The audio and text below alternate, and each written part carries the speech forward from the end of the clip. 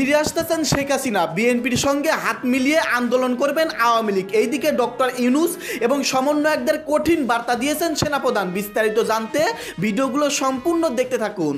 সকল কিছু মিলিয়ে আসলে কি আওয়ামী লীগের ফিরে আসার সম্ভাবনা আছে? জি, দানব কোন শক্তি এই দেশকে শাসন করার চেষ্টা করে, সেই ক্ষেত্রে আওয়ামী লীগকে সাথে নিয়েই আগামী দিনে কোনো কিছু ঘটলেও ঘটতে পারে এবং দেশের প্রয়োজনে আওয়ামী লীগের সাথে যুগপৎভাবে হয়তোবা মাঠে নামতে পারে বিএনপি। মব তৈরি করে ভাঙচুরের ঘটনা একটা গুরুত্বপূর্ণ পদক্ষেপ নিয়েছে সেনাবাহিনী এবং সেটার সাথে এনসিপির অতি গুরুত্বপূর্ণ নেতা জনাব সার্জিস আলম জড়িয়েছেন। সরকার তার বিরুদ্ধে রীতিমতো একটা কঠোর অবস্থান এবং বারবার তাকে অবাঞ্ছিত করার চেষ্টা করেছে। দর্শক, গণেশ মনে হয় উল্টে যাচ্ছে। প্রিয় দর্শক, এই কথা কেন বললাম জানেন? এবার বিএনপি কঠিন হুঁশিয়ারি দিয়েছেন যে আওয়ামী লীগকে নিয়ে তারা আন্দোলন করবে ডক্টর ইউনূসকে পতন করার জন্য। প্রিয় দর্শক মণ্ডলী, আজকের এই ভিডিওটি সম্পূর্ণ দেখবেন। আজকের এই ভিডিওটি দেখলে আপনারা চাঞ্চল্যকর তথ্য বুঝতে পারবেন আওয়ামী লীগ কিভাবে ফেরত আসতেছে এবং আওয়ামী লীগ কিভাবে আবার বাংলাদেশে আন্দোলন করবে। প্রিয় দর্শক শ্রোতা, এইদিকে ডক্টর ইউনূস এবং সমন্বয়করা কঠিন বিপদে পড়তে পারে, কারণ বিএনপির সঙ্গে এবার আওয়ামী লীগ ঐক্যবদ্ধ হয়ে আন্দোলনে নামতে। প্রিয় দর্শক, আমি বেশি কথা বাড়াতে চাই না। আজকের এই ভিডিওর প্রতিবেদনগুলো সম্পূর্ণ দেখলেই আপনারা বিস্তারিত বুঝতে পারবেন ডক্টর মোহাম্মদ ইউনূস কত বড় বিপদের সম্মুখীন হয়েছে। দর্শক, বেশি কথা না বাড়িয়ে আমরা মূল ভিডিওতে চলে যাই। আপনারা মনোযোগ সহকারে বিস্তারিত ভিডিওগুলো সম্পূর্ণ দেখতে থাকুন।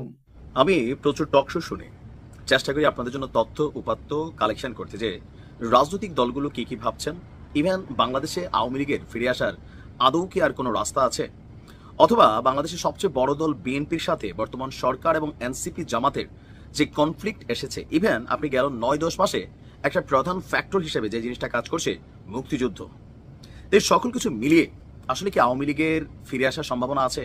জি, গতকালকে একটা টকশো শুনলাম চ্যানেল আই তৃতীয় মাত্রায় জিল্লুর রহমান ভাইয়ের উপস্থাপনায়। সেখানে বিএনপির একজন নেত্রী ছিলেন নীলুফা চৌধুরী মনিয়াপা, আর আরেকজন ছিলেন শামীম পাটোয়ারি জাতীয় পার্টির। তো তাদের যে জ্ঞানগর্ভ বিশ্লেষণ, সেখানে একটা জিনিস কিন্তু নীলুফা চৌধুরী মনির কণ্ঠে উচ্চারিত হয়েছে, সেটা হচ্ছে যদি প্রশ্ন আসে মুক্তিযুদ্ধ এবং দেশের, আর যদি দানব কোনো শক্তি এই দেশকে শাসন করার চেষ্টা করে অথবা এমন কোনো শক্তি এখানে রেজ হয়ে যায় যেটাকে বিএনপির পক্ষে একা সামলানো সম্ভব না, সেই ক্ষেত্রে আওয়ামী লীগকে সাথে নিয়েই আগামী দিনে কোনো কিছু ঘটলেও ঘটতে পারে। তবে আওয়ামী লীগের যে বিচারিক প্রক্রিয়া সেইটা অব্যাহত থাকবে।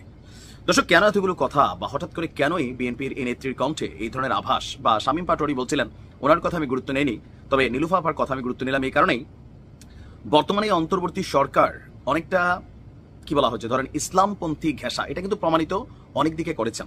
আর এটাতে বিএনপি মনে করছে যে এখানে 71 ইস্যুটা একটা অমীমাংসিত ইস্যু হিসেবে কাজ করে যাচ্ছে। ইভেন গেল কয়েকদিন আগে যেই ডায়লগ থেকে সরকার পতনে শুরু হয়েছিল যে তুমি কে আমি কে, রাজাকার রাজাকার, এই রাজাকার মানে 71-এ যেই মুক্তিযুদ্ধ বিরোধী শক্তি ছিল রাজাকার, তারা না, এই রাজাকার ছিল একটা আইকনিক ওয়ার্ড যেটা শেখ হাসিনার বিরুদ্ধে তৎকালীন প্রেক্ষাপটে বিএনপি বলেন, আম জনতা বলেন, ছাত্রছাত্রীরা বলেন ব্যবহার করেছে। গেল কয়েকদিন আগেও ঢাকা ইউনিভার্সিটিতে আপনাদের খেয়াল থাকার কথা যে শেখ হাসিনার আওয়ামী লীগ নিষিদ্ধের পর একটা মিছিল সমাবেশ হয়েছিল, যেখানে আওয়াজ উঠেছিল গোলাম আজমের বাংলায় আওয়ামী লীগের ঠাঁই নাই। আর সেটা নিয়ে উপদেষ্টা মাহফুজ একটি স্ট্যাটাস দিয়ে 3 মিনিটের মাথায় তিনি সরিয়ে দিতে বাধ্য হন, কারণ জামাত ইসলামের সাথে কনফ্লিক্ট এখানে তৈরি হয়ে গিয়েছিল। গেল কয়েকদিন আগে আবার তিনি এই ধরনের শব্দগুলো ব্যবহার করে বিভাজন না করে একটা জাতীয় ঐক্য করারও আহ্বান জানিয়েছিলেন। তার মানে যে সরকার এত বড় একজন শক্তিশালী উপদেষ্টা, তিনিও কিছুটা কনসার্ন করছেন যে সম্ভবত একটা শক্তি রেইজ করছে, যেটা বিএনপি প্রতিনিয়ত বলার চেষ্টা করছে, বর্তমান বাংলাদেশকে ডক্টর ইউনূস সরকারকে প্রভাবান্বিত করছে একটা শক্তি যারা বেসিক্যালি 71 এবং মুক্তিযুদ্ধের বিরোধী শক্তি হিসাবেই আসলে আবির্ভূত হচ্ছে। ইভেন বিএনপিকে ভারতের সাথে ট্যাগ দেওয়ার যে রাজনীতি বা রয়ের সাথে ট্যাগ দেওয়ার যে রাজনীতি, সেটাকে বিএনপি মনে করছে এই কাজগুলো পাকিস্তানপন্থী চিন্তা ভাবনা বা তাদের অনলাইন ন্যারেটিভ যারা দাঁড় করাচ্ছেন তাদেরই কাজ সুকৌশলে। আর এভাবে একের পর এক নানান ঘটনায় এই সরকারের প্রতি সম্পূর্ণ আস্থা হারিয়ে ফেলেছে বিএনপি। যদি আগামী দিনে জাতীয় নির্বাচনকে কেন্দ্র করে, সরকারের এই মেয়াদকে কেন্দ্র করে যদি দীর্ঘসূত্রতার দিকে যায়, তাহলে রাষ্ট্র এবং দেশের প্রয়োজনে আওয়ামী লীগের সাথে যুগপৎভাবে হয়তোবা মাঠে নামতে পারে বিএনপি। আবার অনেকটা কৌশলে এখন হয়তো অনেক জায়গায় নামবেও, যে বিএনপি নামছে, পেছনে ব্যাকআপ করছে আওয়ামী লীগ, কারণ ডক্টর ইউনূস, এনসিপি, জামাত ইসলাম, এই 3টা শক্তি আওয়ামী লীগ তাদের কাছে বড় চিরশত্রু হিসাবে কিন্তু চিহ্নিত। আর রাইট নাও পলিটিক্যাল অবস্থান থেকে বিএনপির কাছে এই তিনটা শক্তি কিন্তু রাজনৈতিক প্রতিদ্বন্দ্বিতার পাশাপাশি আরো বিভিন্ন ইস্যুতে দেশ নিয়ে ষড়যন্ত্র সহ নানান কিছুতে বিএনপি আশঙ্কা করছেন। নীলুফা আপার কথায় কমেন্টে পজিটিভ যেমন ছিল, নেগেটিভও ছিল, আর অনেক গালাগালি ছিল। এই গালাগালিগুলো কারা করেছে আমরা জানি না, তবে আইডিয়া করা যায় এনসিপি এবং জামাত ইসলামের সমর্থক যারা আছেন তারা বিষয়টা পজিটিভ কখনোই নেবেন না, কারণ আওয়ামী লীগ জামাতকে নিষিদ্ধ করে দিয়েছিল।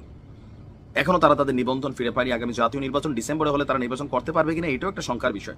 তো আপনি কি মনে করছেন? শামীম হায়দার পাটোয়ারি যেমন মনে করছিলেন যে ৭১কে কেন্দ্র করেই এখানে চিড় ধরবে, যেটা আমরা দেখছি বিএনপির অধিকাংশ নেতার কথায়, এবং জামাত ইসলাম ৭১কে বাদ দিয়ে ২৪কে যতটা প্রায়োরিটি দিচ্ছেন, এনসিপির নেতারাও ৭১-এর তুলনায় ২৪কে যতটা প্রায়োরিটি দিচ্ছেন, সেখানে ২৪কে গ্লোরিফাই করার পেছনে একটা মূল ভূমিকা হচ্ছে ৭১কে নন গ্লোরিফাই জায়গায় নেওয়ার কৌশলে অনেক বক্তব্য দিচ্ছেন, কিন্তু অনেকের কাছে বিষয়টা প্রতীয়মান হচ্ছে।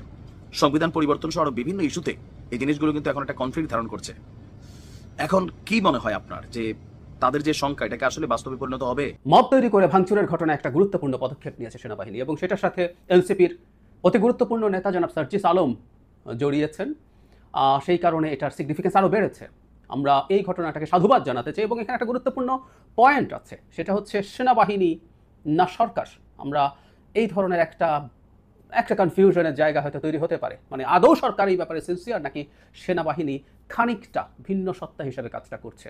ঘটনাটা হচ্ছে জনাব জি এম কাদের, জাতীয় পার্টির চেয়ারম্যান, তার বাড়িতে হামলা এবং ভাঙচুর করা হয়েছিল। সেই ঘটনায় আমি একটু সমকাল থেকে নিউজটা পড়ছি। এখানে শনিবার দিবাগত মধ্যরাতে বৈষম্য বিরোধী ছাত্র আন্দোলন ও বিএনপির নেতাদের ডেকে জিজ্ঞাসাবাদ করেছে সেনাবাহিনী। এ ধরনের ভাঙচুর বা মব বৈষম্য বিরোধী ছাত্র, এনসিপির লোক, বিএনপি যেই করুক না কেন, জিজ্ঞাসাবাদ না, আমি মনে করি এখন থেকে এগুলোকে গ্রেফতার করতে হবে। বলে রাখা ভালো, জনাব জি এম কাদেরের প্রতি কোনো বা জাতীয় পার্টির প্রতি কোনো প্রীতি থাকার কোনো কারণ আমার নাই। আমি আওয়ামী লীগেরও লোকজনের বাড়ি ভাঙচুরের সময়, মানে অনেক পরে যখন এগুলো হতে থাকলো, তখন সেগুলো নিয়ে তীব্রভাবে প্রতিবাদ করেছি। এই দেশটা মগের মুল্লুক বা মবের মুল্লুক হবে সেটা চাই নাই। শেখ হাসিনার সময় এটা মগের মুল্লুক ছিল, পরে এটাকে মবের মুল্লুক বানানোর চেষ্টা করা হয়েছে বিপ্লবের নামে, এবং দেশে বিদেশে বসে অনেকেই উস্কানি দেওয়ার চেষ্টা করেছেন। এই ব্যাপারে কঠোর অনেক আগে হওয়ার দরকার ছিল, এবং সরকার এগুলো হতে দিয়েছে, কখনোই কোনো ব্যবস্থা নেয়নি। যাই হোক, এখন যেটা দাঁড়িয়েছে, তাদেরকে যখন ডেকে নেওয়া হয় তখন সেখানে গিয়ে হাজির হয়েছিলেন জনাব সার্জিস আলম। সার্জিস আলম গিয়ে যখন ওখানে পৌঁছেছেন তখন তার সাথে সেনাবাহিনীর একজন ঊর্ধ্বতন কর্মকর্তা কিছু কথা বলেছেন, সেই ভিডিওটা পাওয়া যায়, আপনারা দেখে নেবেন। সেখানে তিনি সার্জিস আলমকে কিছু কথা বলেছেন, সেটা খুব গুরুত্বপূর্ণ। তার আগে সেনাবাহিনীর সাথে আলাপ করার পর সার্জিস আলম কি বলছে সেটা আমরা একটু শুনি। তদন্তের জন্য বৈষম্য বিরোধী ছাত্র আন্দোলন হোক, বিএনপি, জামায়াত, এনসিপির যে কাউকে হোক জিজ্ঞাসাবাদ করা যেতে পারে, অবশ্যই প্রয়োজন। আমরা মনে করি রাত ১টা-২টা ওই সময়টাই দৃষ্টিকটু দেখায়। আমরা প্রত্যাশা করি যাদের কোনো টাইমে দিনের বেলা অফিসে আওয়ারে ডেকে নেওয়া হয়, সবাই প্রস্তুত থাকবে বিষয়ে সহযোগিতা করার জন্য। আমরা খেয়াল করেছি জাতীয় পার্টির অফিস এবং জাতীয় পার্টির প্রতি হুমকি এবং উস্কানিমূলক কথাবার্তা ক্রমাগত এনসিপির বিভিন্ন নেতৃবৃন্দ বলে গেছেন। আবারও বলি, জাতীয় পার্টি আওয়ামী লীগের মতো নিষিদ্ধ হতে পারে। মানে কেউ যদি মনে করেন যে তারা শেখ হাসিনার সবচেয়ে বড় কোলাবোরেটর ছিল, ইয়াস, তারা সবচেয়ে বড় কোলাবোরেটর ছিল, কোনো সন্দেহ নেই। জাতীয় পার্টি না থাকলে শেখ হাসিনার এভাবে ক্ষমতায় থাকাটা সহজ হয়ে উঠতো না, আমি এটা নিয়ে দ্বিমত করছি না, কিন্তু সেটাও প্রসিডিউরালি হতে হবে, লিগালি হতে হবে। এভাবে হঠাৎ করে ঘোষণা দিয়ে ওর বাড়ি ভেঙে ফেলো, ওর উপর আক্রমণ করো, এগুলো কোনোভাবেই বরদাস্ত করা যাবে না। যাই হোক, জনাব সার্জিস আলম যখন যান, সেখানে একটা ভিডিওতে আমরা দেখি সেনাবাহিনীর ব্রিগেডিয়ার জেনারেল হুমায়ুন কাইয়ুম সার্জিসকে বলছেন, শরীরে যতক্ষণ রক্ত আছে we are not going to promote anyone যে দেশের বিরুদ্ধে করে। আপাতত স্ট্যান্ডিং হলো যে জনগণের অসুবিধা করে, ভ্যান্ডালিজম করে, মবের নামে যে আগুন লাগায়, ঘরদোর ভাঙচুর করে, এই পার্টিটাকে বার্তা দেয়া যে না, এটা করার সুযোগ নেই। এখন অনেক আগেই সরকারের দিক থেকে কথাগুলো বলা দরকার ছিল, কিন্তু না, সরকার আসলে এগুলো হতে দিয়েছে। আমার ধারণা এই ধরনের একটা অ্যানার্কির অবস্থা মাঠে তৈরি করে রাখতে চেয়েছে সরকার পরিকল্পিতভাবে, সো দ্যাট জনাব নাহিদ ইসলামের একটা বক্তব্য মেলাবো, তিনি মার্চের দিকে রয়টার্স এবং এএফপিকে বলেছিলেন দেশের আইন শৃঙ্খলার অবস্থা যথেষ্ট ভালো না নির্বাচন হওয়ার মতো, তাই নির্বাচন হতে পারবে বলে তারা মনে করেন না। সুতরাং এই যে একটা বাহানা তৈরির চেষ্টা আছে, আইন শৃঙ্খলার অবস্থা ভালো না, সেটারই একটা অংশ হিসাবে আমরা এটাকে দেখতে পারি। একই সাথে সরকার যাদেরকে তার লোক মনে করে তাদেরকে এই কাজগুলো করতে দিয়েছে হাতে রাখার স্বার্থে। শুরুতে যে কথাটা বলছিলাম, এটাকে সরকারের সিদ্ধান্ত, আমার সন্দেহ আছে সরকারের সিদ্ধান্ত এগুলো অনেক আগেই হতো। সেনাবাহিনী এখন ম্যাজিস্ট্রেসি পাওয়ার নিয়ে মাঠে আছে, তারা চাইলে নিজে থেকেই এই সিদ্ধান্তগুলো নিতে পারে, নেওয়ার পর তারা নিয়মতান্ত্রিক যে বিচার ব্যবস্থা আছে তার হাতে তুলে দেবেন। আমাদের নিশ্চয়ই মনে আছে, আমি সেটা তখন আলাদাভাবে গুরুত্ব দিয়ে পড়ে শুনিয়েছিলাম, সেনাপ্রধান যখন তার অফিসার্স অ্যাড্রেস করেছেন, সেটার যে খবর বিভিন্ন সূত্রের বরাতে আমাদের সামনে আছে, সেখানে নির্বাচন নিয়ে কথা বলেছিলেন, সেখানে করিডোর এবং চিটাগং পোর্ট তো বটেই, সেখানে তিনি মবের বিরুদ্ধেও বেশ কঠোর বার্তা দিয়েছেন যে এটা বরদাস্ত করা হবে না, এটা আর হতে দেওয়া হবে না। সুতরাং আমরা ধারণা করতে পারি সাম্প্রতিক এই ঘটনাটা একটা এক্সাম্পল তৈরি করবে, একটা ল্যান্ডমার্ক ঘটনা হিসাবে আমাদের কাছে বিবেচিত হবে। আমরা ধারণা করি বা আশা করি ভবিষ্যতে সেনাবাহিনী এই ব্যাপারে কঠোর হবে, এবং আমি মনে করি এটা হওয়া উচিত হবে। দীর্ঘদিন থেকে সরকারের ছাড়ে, সরকারের টু সাম এক্সটেন্ট কারো কারো পরিকল্পনায় যে অ্যানার্কির অবস্থা তৈরি করে রাখা হয়েছিল, সেই অবস্থা খুব দ্রুত শেষ হওয়া দরকার। এটা ফ্যাক্ট, একটা নির্বাচন ঘনিয়ে আসছে, এই সময় এগুলো এভাবে কোনো রকমই চলতে পারে না। একটা দুটো এক্সাম্পলে যদি ঘটনা ঘটে, এবং বিশেষ করে শুধু জিজ্ঞাসাবাদ না, গ্রেফতার যদি করা হয়, সেসব ক্ষেত্রে এগুলো ডেটারেন্ট হিসেবে কাজ করবে ভবিষ্যৎ যে কোনো কিছুর ক্ষেত্রে। আবারও বলছি, বিপ্লবের নাম দিয়ে, উস্কানি দিয়ে, এর বিরুদ্ধে তার বিরুদ্ধে মব তৈরি করে যে কোনো কিছু করার যে প্রবণতা তৈরি হয়েছে, যে উস্কানি আছে, এগুলোর বিরুদ্ধে সরকারকে, সেনাবাহিনীকে, সবাইকে একসাথে ব্যবস্থা নিতে হবে। আর রাজনৈতিক দলগুলো তো সতর্ক থাকা উচিতই।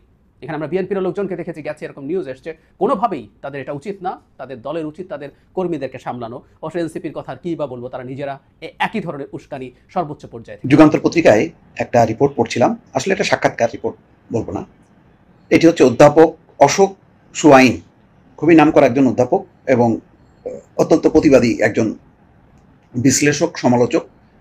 বিজেপি সরকার তার বিরুদ্ধে রীতিমতো একটা কঠোর অবস্থান এবং বারবার তাকে অবাঞ্ছিত করার চেষ্টা করেছে, কিন্তু আইনগতভাবে তিনি জয়যুক্ত হয়েছেন। অধ্যাপক অশোক সুয়াইন হচ্ছেন সুইডেনের উপসালা বিশ্ববিদ্যালয়ের পিস অ্যান্ড কনফ্লিক্ট স্টাডিজ বিভাগের চেয়ারম্যান। ভারতের শাসক দল বিজেপির একজন কট্টর সমালোচক হিসেবে তিনি পরিচিত।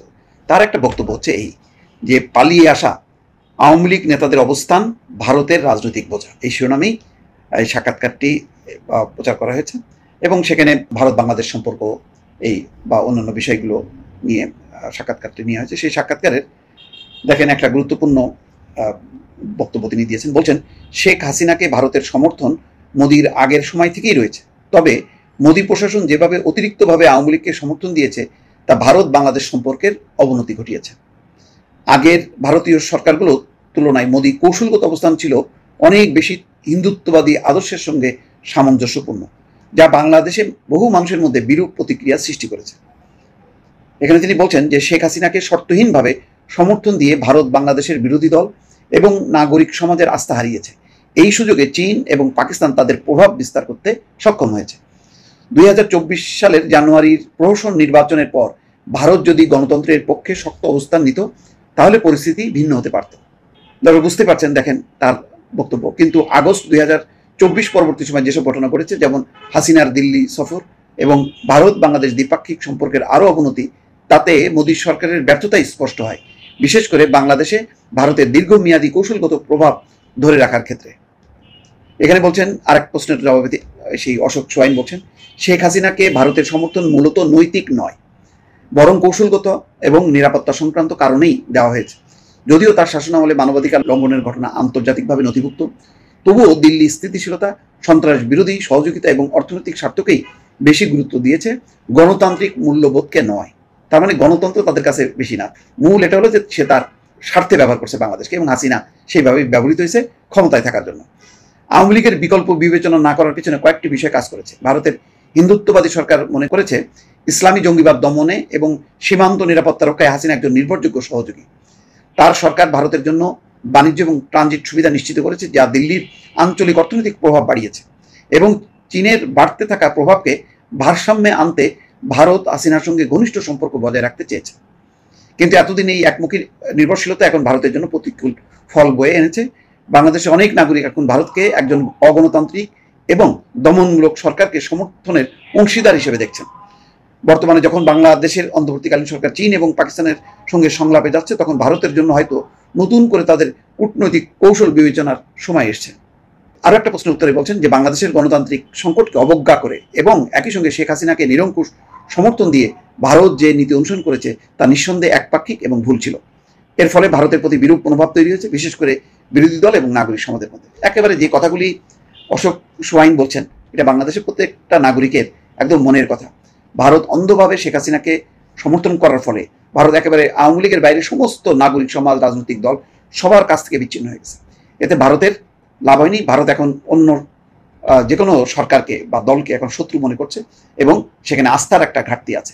আস্থার ঘাটতি আছে বলেই এখন নানা রকম বাণিজ্য অবরোধ, অর্থনৈতিক প্রতিবন্ধকতা তৈরি, সীমান্ত উত্তেজনা এসব করে ভারত প্রতিশোধ নিচ্ছে। কিন্তু তাতে দীর্ঘমেয়াদী ভারতের জন্য কোনো লাভ না, বরং একটা সবসময় একটা শত্রুতা বা রেষারেষি পরিবেশ থাকবে, যেটা ভারতের জন্য মানে খুব ভালো সুফল বয়ে আনবে না। সম্মানিত দর্শক, আশা করতেছি বিস্তারিত ভিডিওগুলো আপনারা সম্পূর্ণ মনোযোগ সহকারে শুনেছেন এবং দেখেছেন। আওয়ামী লীগকে নিয়ে মানে বিএনপি আন্দোলনের একটা ইঙ্গিত দিয়েছেন। প্রিয় দর্শক শ্রোতা, এই কথা একটি টক শোতে আলোচনা করা হয়েছে, যে বিষয়গুলো নিয়ে আজকের এই ভিডিওতে বিশ্লেষকের মুখ থেকে আপনারা শুনতে পারলেন। প্রিয় দর্শক শ্রোতা, এদিকে আবার অন্তর্বর্তীকালীন সরকারকে বারবার কঠিন বার্তা দিচ্ছেন নির্বাচনের জন্য সেনাপ্রধান। সবকিছু মিলিয়ে অন্তর্বর্তীকালীন সরকার উপদেষ্টা সমন্বয়করা কঠিন বিপদের সম্মুখীন হয়েছে। এদিকে রাজনৈতিক বিশ্লেষকরা মনে করতেছেন আওয়ামী লীগ খুব শীঘ্রই আবারও আগের চেয়ে দ্বিগুণ শক্তি নিয়ে ফিরে আসবে। যাই হোক দর্শক, এ সম্পর্কে আমি বেশি কথা বলতে চাই না। আপনারা ইতিমধ্যে সোশ্যাল মিডিয়াতে অনেক কিছু দেখতেছেন। তাছাড়া আজকের এই ভিডিওতে আপনারা গুরুত্বপূর্ণ প্রতিবেদন দেখতে পারলেন যে আওয়ামী লীগ কিভাবে দেশে ফিরতেছে। দর্শক, বেশি কথা বলতে চাই না। এ সম্পর্কে আপনাদের মূল্যবান মতামত ভিডিওর কমেন্টে অবশ্যই লিখে ঝটপট জানিয়ে দিবেন। দর্শক, ভিডিওটি এখানে শেষ করছি। দেখা হবে আবার নতুন কোনো আপডেট নিউজ নিয়ে।